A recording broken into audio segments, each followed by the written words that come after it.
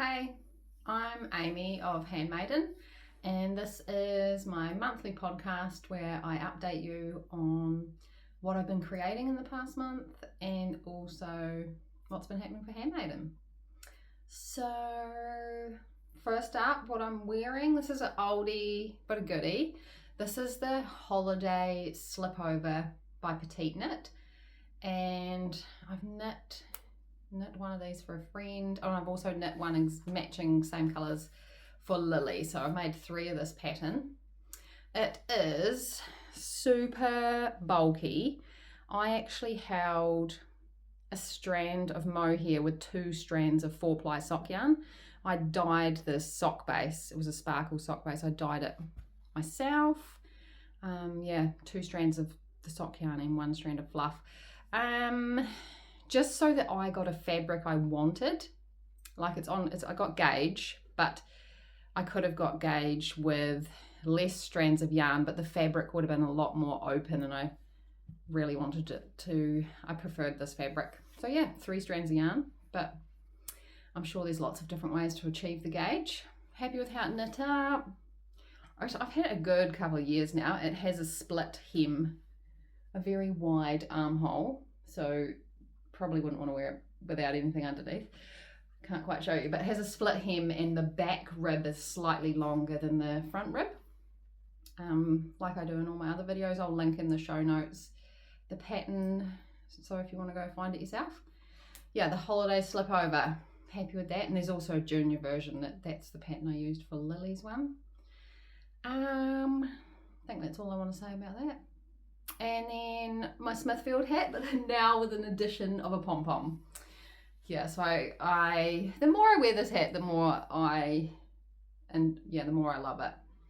The pom-pom is on like a little dome, so if you ever need to wash it, you can take the pom-pom off. Yep, Smithfield hat, keeping me warm today. The more I wear my vest, I've only knit myself 2 knitted vests. And the more I'm wearing them at the moment, because it's winter here in Southland and it's cold, I put like a big puffer jacket on over top. And it's much easier to put the winter coat on when you don't have knitted sweater sleeves to fit inside the jacket. So vests, I feel like I could do with another 1 or 2 in my wardrobe. A couple more knitted vests. Yeah, keeping your body warm and easy to get your coat on. Finished objects. There's no major finished objects. I've done a lot of sock knitting on my circular sock machine, so cranking quite a lot of socks. So I'll show you those. Lots of gift knits is what I've been doing. Cranked socks, blocked, ready to go to their new home. Lots of gift knitting. These are gift socks. I feel like I'm already gift knitting Christmas things as well. I'm like, oh, this is what everyone's going to get for Christmas this year. Yeah, so sockies, this is an opal sock yarn. It's actually softer than some of the other opal sock yarns I've used. I'll link the project in the show notes, and then if you want to know what exact opal sock yarn, it'll be on my project page. 1 pair of socks.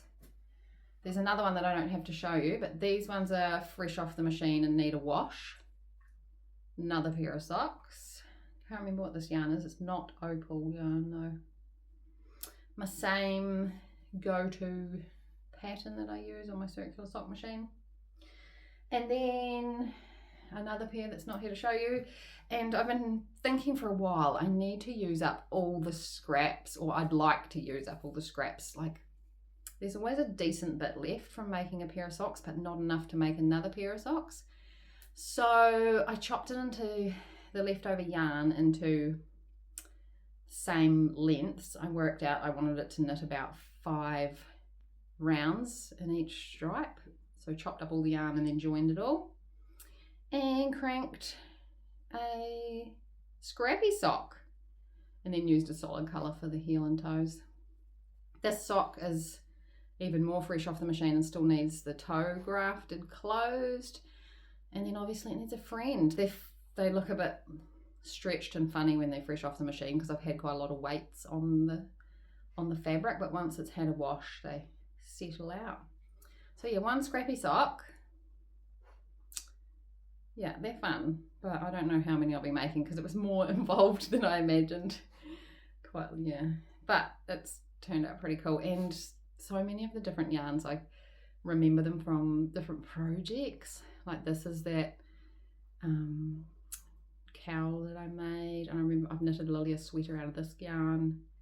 I've got socks knitted out of that one. This is from Cat Broom Stitch, and I made a shawl out of that one. Yeah, anyway, they've all got memories. Fun. Finished objects apart from that, socks, dishcloths again, more Christmas knitting, and then I do use these dishcloths. These are my favourite. These are what's in the drawer in the kitchen. And I think I wanted to show you, maybe it's a pattern that everyone makes, but when I don't feel like thinking about a knit pattern, I just want to knit, I knit these because it's just garter stitch. So knitting every row. At the warehouse, I found this cotton yarn, worsted weight, 100% worsted cotton. Yeah, it's definitely bulkier than like an 8-ply. I knit these on a 5mm needle, but the warehouse had this one, and it was like buy one get one half price, in all different fun colorways, and it knit up beautifully. So yeah, shout out to the warehouse. I was using for my dishcloths the Lily brand Sugar and Cream, and I really liked the weight of this cotton. Again, it's a worsted weight, and I really liked how it wears. Like the dishcloths last so well because it's such a decent weight, like strong cotton. So I was thinking I could, in the newsletter that comes out in the next couple of days, I might chuck this pattern in there for you. It's only like a couple of rows, and if you felt like knitting the same dishcloths or Christmas gifting them, then you're sorted. Just need to get yourself some cotton. I like doing them in these colour changing ones. It just keeps it interesting. And the other thing I was going to say, that I make it like I increase until I get 50 stitches. So you start at one corner and you're making it this way. I do 50 stitches because that's the size of the dishcloth I like. I think for my hand size, like it's a good size. I can scrunch it up and wring it out in one hand kind of thing. But if you wanted a bigger one or a smaller one, you would just increase to a different number of stitches. So yeah, you can make it how you like. That's enough on dishcloth talk. We'll put the pattern in the newsletter.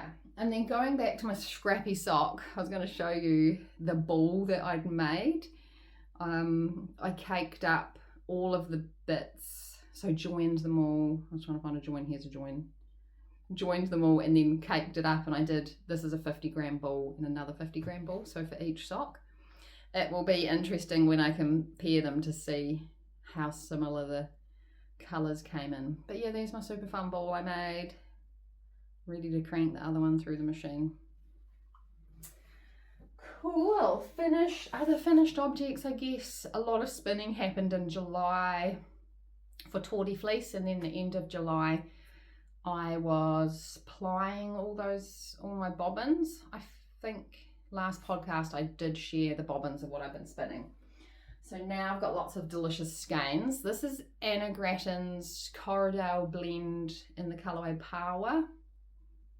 You can totally see it's got twinkly in there. This is a 2-ply. It's a mega skein. In hindsight, I could have split it into two and made two more reasonable sized skeins. Like when they're this big, they take so long to dry. Anyway, it happened. 2-ply. Yeah, I had different plans. To when I started, I thought I was going to do a combo spin and ply 3 different braids together, but in the end I plied this on itself. So 2-ply. Happy with how it came out. Yep, don't know what it's going to be, but there's plenty of yarn there. Could totally be a vest. I reckon there's enough for a vest there. Next spin was, this is Bramble Ridge, a hand painted braid that I'd been sent. The bobbin was beautiful, the colours in there was going to be part of the combo spin, but I really wanted to keep these colours together, and the other spins I'd done didn't quite, the colour didn't look so awesome with this browny orange colour. So I decided to chain ply this. So it's 3 ply, it's got 3 plies, and I chain plied it to keep those big long runs of colour together. So this would be really cool in a striping project. They're really quite long runs of colour, and it's puffed up, so delicious, so squishy and light, because I did a quite a woolen long draw spin when I was spinning this. Stoked with that. I thought it would be a really cool hat because it would stripe really cool. Love it. And then my other Bramble Ridge braid, I used a commercial yarn on a cone to ply. Can you see the black stripe in there is a commercial yarn off of a cone. I've got quite a few cones from machine knitting, and yeah, it's good to use them up sometimes, or they just sit on the shelf. And definitely inspired by last month I shared the socks that I'd cranked in the new opal sock yarn, that is it bouquet, and it had a black ply in that opal yarn, and so this was very inspired by that. So happy with how they came out. Yeah, plenty of yarn in there. And then obviously using a commercial yarn for your plying thread, end up with even more yarn. So this was just a 100 gram braid, Bramble Ridge painted braid. And yeah, I ended up with a heap of yarn because I didn't have to ply it on itself. I've used that commercial thread. Yeah, pretty. This will stripe as well. Again, long colour runs, and they'll be even longer than the skein over there that I chain plied. Yes, pretty. Okay, I've nearly got through all the spinning in the yarn. And then this was just a beautiful natural colour Hanui. So delicious. It's better in real life. It's got like darker flecks in there. Chain plied. Such a pretty colour. And then I'd obviously done a little bit of spindle spinning, and that's also 3 ply. And yes, I got quite a wee bit of hand spun yarn to add to the stash now. I think that's all my finished objects. Currently on my needles, or maybe I jump to, I don't normally talk about frogging, what I have unknit. Last month I shared Musselburgh hat. I think I was only just kind of cast on. Can't remember. Musselburgh hat. Lily has a Musselburgh hat that I love the fit of and often wear, and it's time to make myself one. But I don't enjoy the large quantity of round and round and round stockinette knitting. But I was going to make it, and I started cast it on in a nice skein of yarn that I got on my Alaska trip when we were in Canada.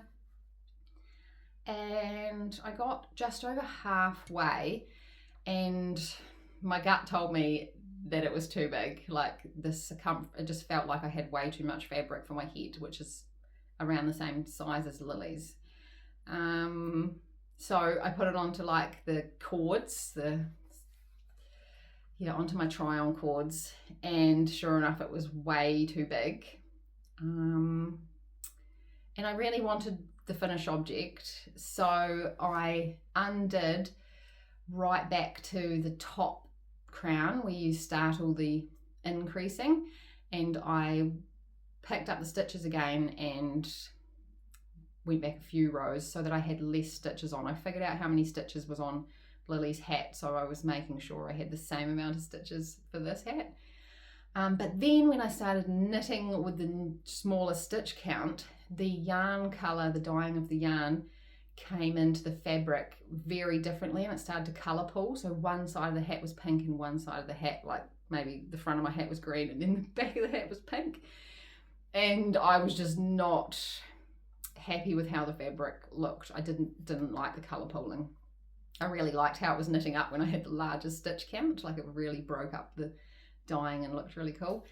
So I completely frogged it and undid it, and it's back into a cake of yarn in my stash, which I'm a little bit gutted about because I loved the colours and it was slightly sentimental. The skein of yarn was precious from being overseas, but I guess it's just going to be something else. It doesn't want to be a Musselburgh hat.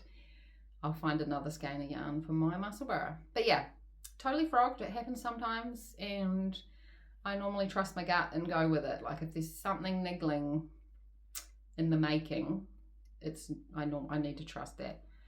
Yeah, so I have even bought a pom-pom for that Musselburgh hat, like the perfect coloured pom-pom to match it. But that's also on the stash, and I'm sure it'll find a hat that it's going to go on one day. Maybe it's going to be a hat for Lily or someone else. Yeah, so not on my needles anymore. What I did cast on is the Frost Lines cardigan by Andrea Mowry. I'm living dangerously again without stitch stoppers on and heaps too many stitches for this cord, but here we go. Frost Lines Cardi. I've been eyeing up this one for a wee while. Just haven't cast it on till now. So I don't know if you can see, I'll come closer. It actually has a yellow stripe and then the orange stripe. So yeah, oh, you can see the yellow clear there. Got two colours going in there. I've almost finished my raglan increases, which is good because I've got quite a lot of stitches on here at the moment. I'm ready to put those sleeve stitches on hold and have a smaller amount of stitches that I'm knitting. Maybe if I show you the pattern at the front page, it might be better. Here we go. Frost lines. I am not making mine as cropped. I'm going to make mine a wee bit longer, just personal preference. And also I shared the buttons that I got. The buttons that I got while again I was on my Alaska trip. These daisies, sorry the glare was really bad. These ones, I think they're going to look so fun on the cardi when I'm finished it. It is the yarn I'm using for the pattern, which is the pattern has been written in, is a blown in yarn. So it has a core, like a cotton kind of core, and then it's got alpaca fibre blown into that core. It makes the yarn so light, like this weighs barely anything, and I imagine the finished garment will also be so light, like it won't really feel like you're wearing it. There's no weight in it. I don't know how. No, sorry, I don't know how to show you. Blown in yarn. Isager Soft is the colours. Orange, it's not what they're actually called. Yellow. I'm going to try and find them. Here we go. Isager Soft. Does it have the colour? Oh, the colours are numbers. 58 and 28. But yes, that is what I use for the yellow and the orange. And then this is undyed, and it's one that I got when I was buying bulk yarn in. But it's the same beautiful blown in yarn, but a natural undyed colour. I'm sure Isager probably have an undyed natural colour too. Yes, so very fun. I'm enjoying that. I imagine it to be quite a springy cardi, like still a bit cooler in spring, but you want a nice light cardi to chuck on over your t-shirt or whatever. That's my plans for that, and I think my big daisy buttons are just gonna spring it up even more. This is one of my favourite knitting bags. They are available on Trade Me, and yeah, Wanda she does go to some markets, like some yarny festivals, but I feel mainly around like Canterbury, Christchurch kind of region. But yeah, absolutely favourite project bag. I've got a smaller version of this and a bigger one, and she puts the cool stripy fabric inside them, and then it's got pockets on this side. I've got like scissors and a tape in that pocket, and they live in the project bag, so there's always what I need in there. And then she puts this super fun ring in inside the project bag. I've got my little stitch markers on there, so I've always got some. It doesn't come with those on, but the ring is in there for you to put your markers on. Yeah, and I've always got my pencil tucked in there. Anyway, I love it, and having a drawstring and my project never gets stuck in a zip or anything horrifying like that. And then handles, good to go. Yeah, so go watch. Oh, here we go. Find my bags on Trade Me. I do love Wanda's bags. Yep, super fun. So that's what my Frost Lines Cardi is in at the moment. That is all that's on my needles. How, yeah, very one project at the moment. But then the socks, like when the sock comes off the knitting machine, I'm grafting the toes and doing little things like that. Yeah, I think that is everything. Oh, I know what else I finished. I did mention last month I was going to do another headband. That's already been gifted, another gift knit. Boogie Floor headband by Alison Rendell. I love that pattern. Knitted up in a couple of days. Like, yeah, and again, a really good one to use up for my scrappy yarn because it's in a 4-ply weight, so I can get all the fun colours of sock yarn and put them in there wherever I want for the flower designs. Yeah, do love that one. This month, Yarn and Fibre Club, August's birthstone is peridot. So a beautiful greeny, it's like lime greeny. Here you go, here's Fibre Club. Beautiful. And it's on Polworth, which is one of my favourite bases to spin. I do love Polworth. So squishy and delicious. And they each had their little matching kind of stitch marker. There's still, I've got 2 of these. I'll pop them on the website. So if you want another one, or you aren't in Fibre Club, be quick and you could nab yourself one of those too. And then the Yarn Club was on the everyday sock base that I use. It's a super fine merino superwash blended with nylon. It's like my favorite sock yarn. So soft, next to skin soft. Yeah, but there's Yarn Club for August and they get the same stitch marker. Yarn Club is still full, no room in Yarn Club. Fibre Club, there's definitely a few spaces, so if you wanted fibre to spin or felt with, then that is good to go. I think the last thing I wanted to mention, and it's possibly why I've been doing a lot of sock cranking, is I've started a Patreon. So I've been recording videos of how I knit, how I crank on my circular sock machine the ribbed socks, and because it's quite long, I've made more manageable size videos, about 15 to 20 minutes. And I think I've got about 6 videos on Patreon now. So you can be a free Patreon member and you'll get access to little short videos I put on, or this podcast. So when it goes onto YouTube, it'll go onto Patreon a day early, and those will all be free. But if you want to access the tutorials, like the sock knitting tutorials, and I imagine in time I'll expand out of the circular sock knitting and share other tutorials, that is paid content. So you can pay per video that you want, or you can just subscribe for the month and get access to all the videos while you're subscribed. So again, I'll put all the show notes and all the links in the bottom, like down below in the description of this video, so that you can go over and check out Patreon and yeah, follow all the links. Otherwise, yeah, I think that's all. Thanks again for joining me and listening to me and watching along, and I'll catch you next month. See ya.